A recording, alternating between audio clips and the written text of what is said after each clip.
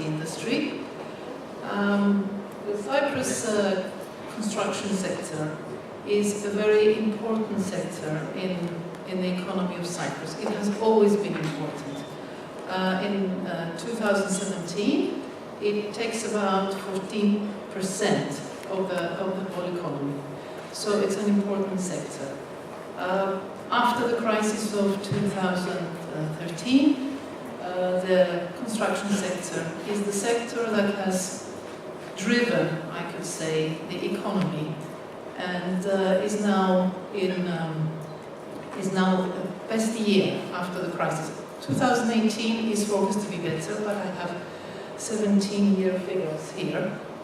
Everything is on the up.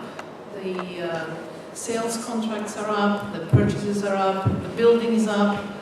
The important point here that I would like to mention is the emphasis on the high-end properties. This is the sector which is up right now. The Cypriot developers have forecast that they have to change after the crisis, and they should not be copying themselves in just producing buildings that were of the past, and now they're producing very high-end properties which have been accepted in the market, not only from foreigners, but also from the local people that were of the past, and now they're producing very high-end properties which have been accepted in the market, not only from foreigners, but also from the local people. The construction industry in Cyprus and the real estate market by city. Cyprus is a very, very small country. It takes 1.5 hours to cross the whole island, or 2 by car. But it exhibits some very interesting differences in each city. Limassol, of course, is by far the largest city as far as the real estate development is concerned. It has the most high-end properties, the highest prices. The other beach cities, they are, of course, smaller, and they are characterized more by conventional properties, which are also subject to tourist fluctuations.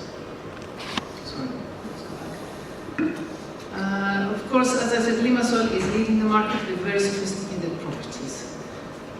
Such properties are available now in Limassol. They're very exclusive, very high-end.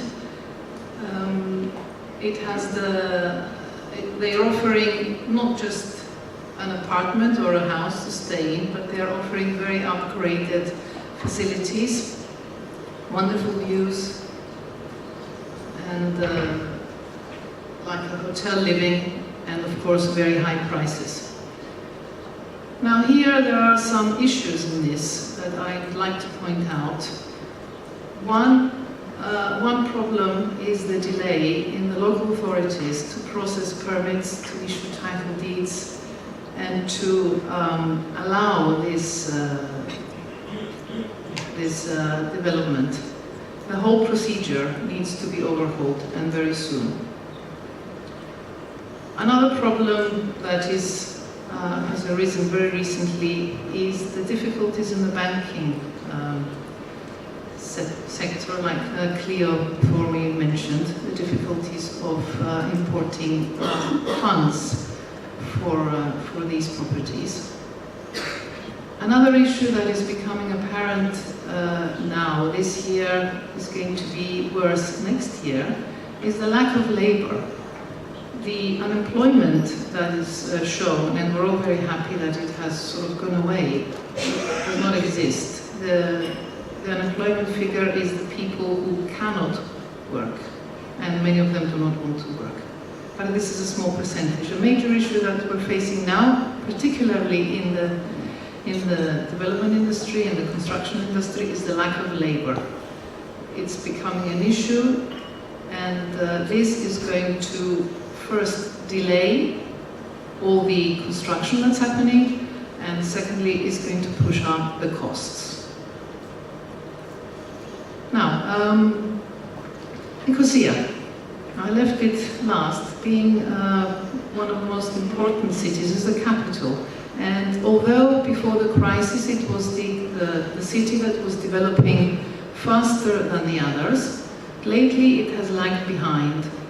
One reason is because it's not a beach city, and secondly is because the infrastructure in Nicosia has been very slow to evolve. Hopefully things are moving now, and now Nicosia is the city again with the highest development.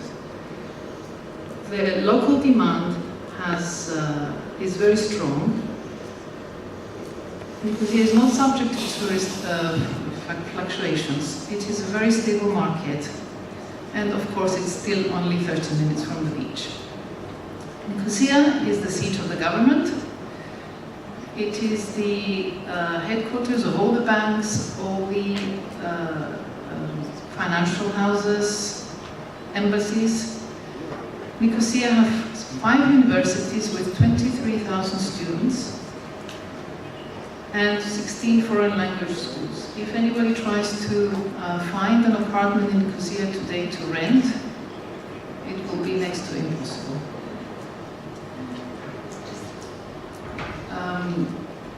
There is also a high demand from foreigners who are looking to take advantage of the low prices, still low prices of Nicosia, and the excellent properties that are being developed. The new trend in Nicosia now is the high-rise developments, not only in Limassol, but also in the capital. These properties, there are very few still, they offer very advanced facilities to foreigners and of course to locals. They offer concierge services, management buildings, technology, low carbon footprint, safety and security. City center living, some of them might even have a sea view from up there, and the prices are 75% lower than Limassol in some cases. This trend, for example, this is the 360. This is the building that our company, the Xitas Group, is developing in Nicosia. It hopes to be the highest building in Nicosia at 34 floors. Right now we're on the 24th floor, and by this time next year this building will be delivered to the buyers. The trend in residential building continues for the commercial buildings. Already a big shortage of office space in Limassol is creating the need for high-rise, modern office buildings designed specifically for the needs of the buyers, of the companies. Think high technology. We even design roof gardens on some of them for the staff and the clients to enjoy the nice views that Nicosia offers. Of course, real estate is not the only opportunity for investment. This is something that I want to introduce to this conference. It is the development of the new first private electricity producing station in Cyprus. So it's the largest private infrastructure project in Cyprus. It's a project of about 200 million investment, and it's an excellent opportunity for investment and privatization of the electricity industry. The capacity of this station is 230 megawatts. In 2 years, when it becomes operational, it hopes to satisfy more than a quarter of the Cyprus needs in electricity. It is currently under construction outside Limassol, near Mari. It will provide quite high returns to the investors, and it will be quoted on the London or Frankfurt Stock Exchange when it's completed. So I'm very happy to hear from my friend Marios Dimitriadis that the government is also promoting the investments in energy sectors and the infrastructure projects.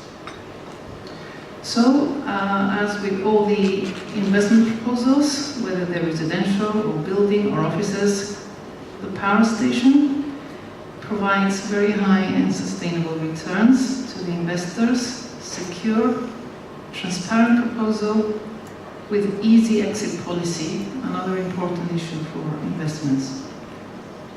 I will be happy to provide all of you with any other information about the power station and the other projects that we have, and also answer questions on the general market of real estate. Thank you.